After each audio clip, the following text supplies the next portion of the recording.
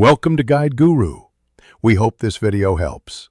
You start by confirming the phone supports Bluetooth Tethering, PAN profile. Once done, enable mobile data and check your APN if the carrier limits tethering.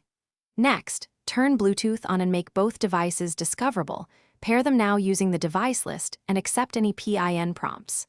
Pause only to enter the PIN or confirm codes match. Once paired, you're ready to switch to the tethering controls.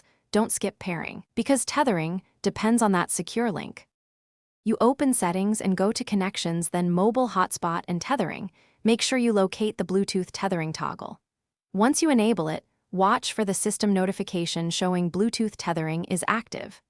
On the client device, go to Bluetooth Connections, select the paired phone, and choose to use it for internet access or network access. Make sure the client selects the phone as an internet source. This config routes traffic over the PAN profile, rather than Wi-Fi or USB. You finish by verifying the client device receives an IP and can browse, open a site, or ping an address to confirm. If the client still prefers Wi-Fi, disable Wi-Fi to force Bluetooth tethering and make sure mobile data stays active on the phone.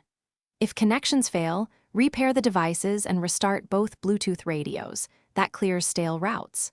One key tip: if data is gated by your carrier, toggling airplane mode for a few seconds can reset the cellular link. Thanks for watching. Consider subscribing if we helped you today.